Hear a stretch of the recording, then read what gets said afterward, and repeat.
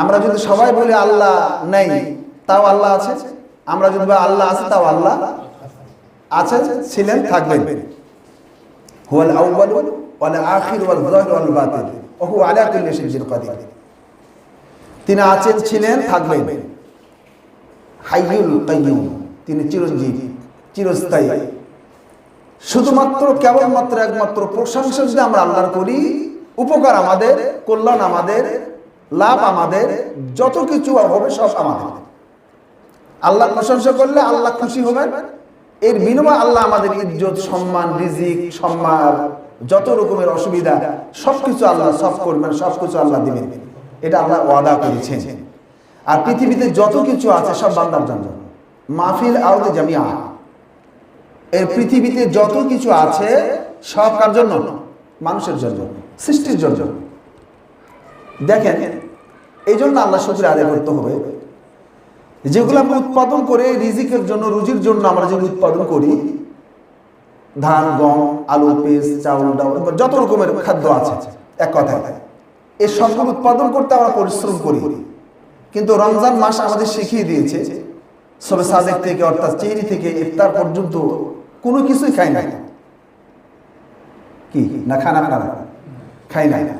এরপর আল্লাহ আমাদেরকে একটি মাস সিয়াম সাধারণ মাধ্যমে আল্লাহ নৈকট্য অর্জন করতে পারে না খেয়ে। না খেয়ে বলতে সেহরি থেকে ইফতার পর্যন্ত এই সময়টুকু না খেয়ে থাকে। কিন্তু যেটা খুবই প্রয়োজন, যেটা প্রতি সেকেন্ডেই দরকার, এটা নিয়ে আমরা কখনো টেনশন করিনি, চিন্তাও করি না। প্রয়োজন সবচেয়ে বেশি কি? খাওয়ার না অক্সিজেনের? আপনাদের কোনটা বেশি প্রয়োজন, খাওয়াটা না অক্সিজেনটা? অক্সিজেনটা প্রয়োজন বেশি, দামও বেশি, মানও বেশি, কিন্তু এটা কোনো গুরুত্ব, কারণ এটা ফ্রি। আলহামদুলিল্লাহ বলবেন না? আল্লাহ এটা ফ্রি করে দিয়েছে। যদি কিনে খেতে হতো কত লোক মরতো, কত টাকার মালিক, কত সম্পদের মালিক আমরা, নিমিষে শেষ হয়ে যেত। এটা আল্লাহ ফ্রি করে দিয়েছে। এরপরে যেটা প্রয়োজন, খাওয়ার আগে প্রয়োজন পানি, কারণ পানি থেকে পৃথিবীর সব উৎপাদন হয়। পানি যদি না থাকতো পৃথিবীর কিছু উৎপাদন করা সম্ভব। আল্লাহ পাক বলছে, আমি কোরআন নাযিল করেছি, কোরআনটা এমনি এমনি দেই নাই। এতদিন মানুষ এখনো বুঝতে চেষ্টা করে, এখনো বোঝে না যে কোরআনটা কি, কোরআনটা কি গ্রন্থ, কি কিতাব। এটা আসমানি কিতাব, এটা আল্লাহর পক্ষ থেকে আমাদের জন্য কল্যাণ। এই কোরআন এখনো বুঝিনি। নামাজ ঠিকই পড়ি, রোজা ঠিকই করি, হজ ঠিকই করি, যাকাত ঠিকই দেই, কিন্তু কোরআন যে আল্লাহর পক্ষ থেকে বান্দার জন্য এটা একটা নিয়ামত, বড় নিয়ামত, কল্যাণ, এটা এখন আমরা বুঝিনি। পৃথিবীতে অনেক ডিগ্রিধারী মানুষ আছে, অনেক পড়াশোনা করা মানুষ আছে, কোরআন না জানার কারণে ভালো মন্দ বুঝতে পারবে না, ন্যায় অন্যায় বুঝতে পারবে না, হক বেহক বুঝতে পারবে না, কোনটা হালাল কোনটা হারাম এটা নির্ণয় করতে পারবে না। কোরআন আমাদেরকে শিখিয়ে দিয়েছে। বিশ্বনবী, প্রিয় নবী জনাব মুহাম্মদ রাসূলুল্লাহ সাল্লাল্লাহু আলাইহি সাল্লাম, তিনি আমাদেরকে তা দেখিয়ে দিয়েছেন, হাতে নাতে চাবিদের মাধ্যমে শিখিয়ে দিয়েছেন কোরআন। এটা আপনাদের আমাদের কাছে মনে হয় একটি লাইব্রেরিতে গেলে 200 টাকা দিয়ে কোরআন কিনতে পাই আমরা, এতটুকুই মূল্য বুঝি, এর বেশিটা বুঝি না। আল্লাহু আকবার। রাসূল সাল্লাল্লাহু আলাইহি ওয়াসাল্লামের কাছে কোরআন নাযিল হলো, মক্কা কাফির মুশরিকরা বলা শুরু করলো, মুহাম্মদ এটা তোমার বানানো। কোরআনে রাসূলের এটা বানানো নয়, এটা কার? এটা আল্লাহর পক্ষ থেকে কোরআন, এটা আল্লাহর বাণী। রাসূল সাল্লাল্লাহু আলাইহি ওয়াসাল্লামের কথাগুলো শুনে খুব ব্যথা পেলেন, ব্যথিত হলেন, যে একা বসে একটা জায়গাতে, নীরব নিস্তব্ধ জায়গাতে বসে চিন্তা করছেন যে কোরআন তো আল্লাহর পক্ষ থেকে, আমার বলে কেন, আমার বানানো কেন বলে, এই ব্যাপারে আল্লাহ আমাকে কোনো উপকার মানে সহযোগিতা করবেন কিনা, এই বলে তিনি স্থির আছেন। সাথে সাথে জিবরাইল আছেন, সুবহানাল্লাহ। জিবরাইল এসে বলেন, ইয়া রাসূলুল্লাহ, হাবিবাল্লাহ, আপনি যে মন খারাপ করেছেন, মনে ব্যথা পেয়েছেন, কষ্ট পেয়েছেন, ব্যথিত হয়েছেন, আল্লাহ তা বুঝে নিয়েছে। আল্লাহ এটা নিয়ে আল্লাহ বলেন না, আপনার ব্যথাটাকে আল্লাহ অনুভব করেছেন, আপনি মন খারাপ করবেন না। সারা বছরে যতগুলো প্রতিযোগিতা হয়, সাহিত্যের প্রতিযোগিতা ছিল, কবিতার প্রতিযোগিতা ছিল সেই সময়। সবচেয়ে ভালো প্রতিযোগী যিনি হতেন, যার কবিতা, যার সাহিত্য কাবাঘর লটকিয়ে দেওয়া হতো। সবচেয়ে বেশি যিনি কবিতা আবৃত্তি করতে পারতেন, যিনি সাহিত্য লিখতে পারতেন, সবচেয়ে ভালো যার লেখনী হতো, এটাকে লটকিয়ে দেওয়া হতো কাবাঘরে।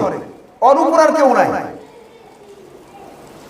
জিবরাইল এসে বলেন, ইয়া রাসূলুল্লাহ, হাবিবাল্লাহ, আল্লাহ রাব্বুল আলামিন আপনাকে একটা কোরআনের অংশ দিয়েছে, আপনি লটকায় দেন আর চ্যালেঞ্জটা ছড়ায় দেন দুনিয়ার সমস্ত মানব এবং জিনের কাছে। সময়টা বেঁধেন কিয়ামত পর্যন্ত। কিয়ামত পর্যন্ত সময়, জিন এবং মানব কিয়ামত পর্যন্ত সময় এই কোরআনের মতো একটা কোরআন বানাও। সুবহানাল্লাহ বলবেন না? কয়টা কোরআন? একটা। কে কয়জন মিলে? সারা দুনিয়া শুধু মানব না, জিনও,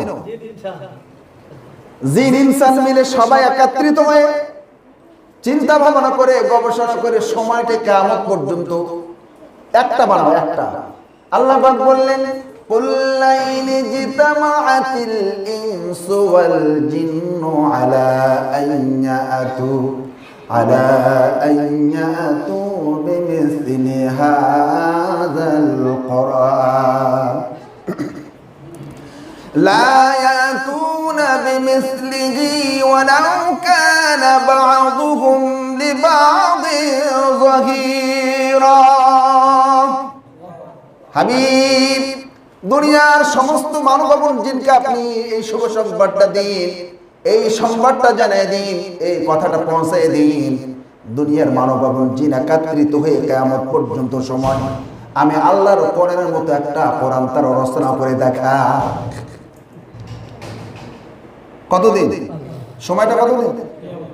তাহলে আমাদের পরও যারা আসবে তাদের সঙ্গে চ্যালেঞ্জ। এই কথা শুধু মুসলমানদের জন্য গৌরবান্বিত। এখনো মুসলমান বুঝে নাই, ঠুসকা আসে নামাজ পড়ে চলে যাবে, এটা ইসলাম। হালালের ধার ধারে না, হারাম ছাড়ে না, অন্যায় ছাড়ে না, জুলুম ছাড়ে না, অবিচার ছাড়ে না, হক আদায় করে না, নামাজ পড়ে। তোমার নামাজের কোনো কাম নেই। নামাজটা কি? নামাজটা কি? আপনারা বলেন নামাজ মানে কি? নামাজ মানে নামাজ বলবো, মিথ্যা বলবো। নামাজ মানে নামাজও পড়বো, মেয়েদেরকে ঠকে ছেলেকে দেব। নামাজ মানে কারো আলে একটু ঠেলবো। নামাজ মানে হক, যেটা হক এটা না দিয়ে নিজে পেটে ঢুকাবো।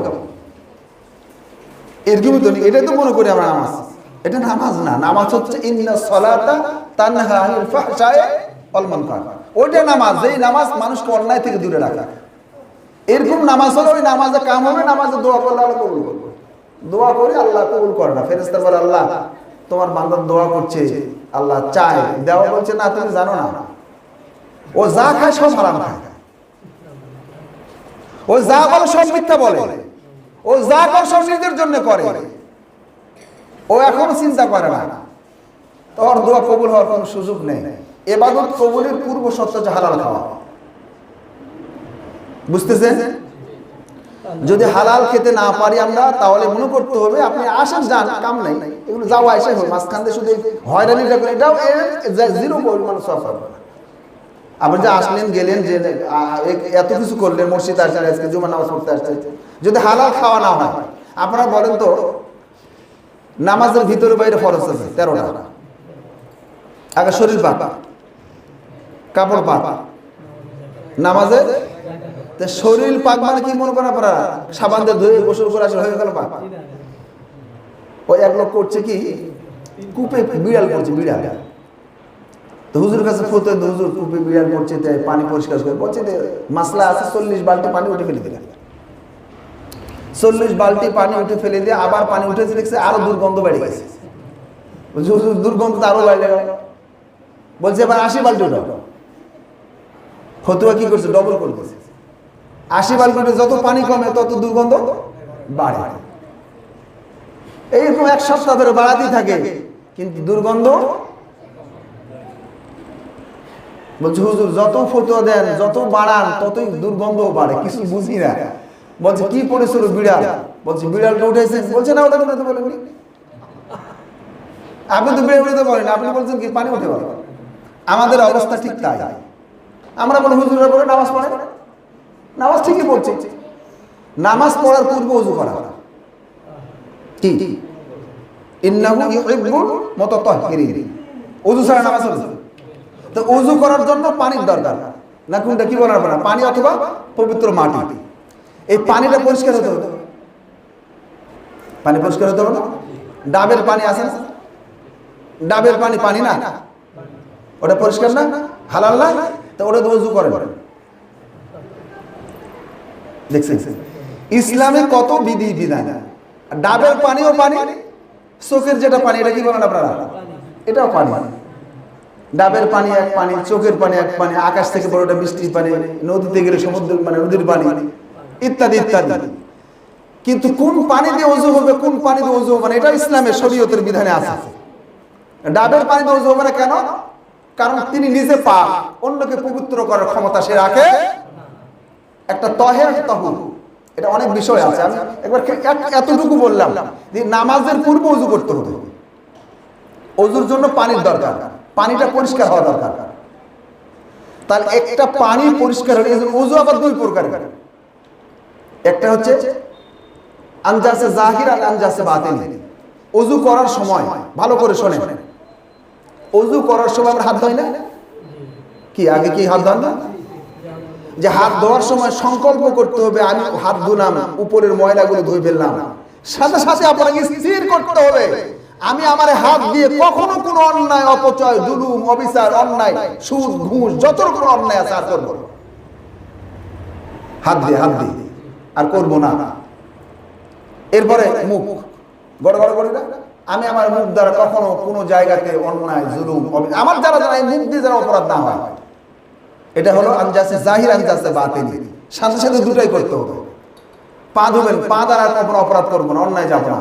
চোখ মুখ ধুবেন, আর করবো না। যদি এরকম ওযু হয়ে এরকম ওযুর সংকল্প করে ইবাদতে শামিল হই, তাহলে এই ওযু দিয়ে এই নামাজ পড়লে আল্লাহ আপনাদের জন্য জান্নাত দিবেন। সুবহানাল্লাহ।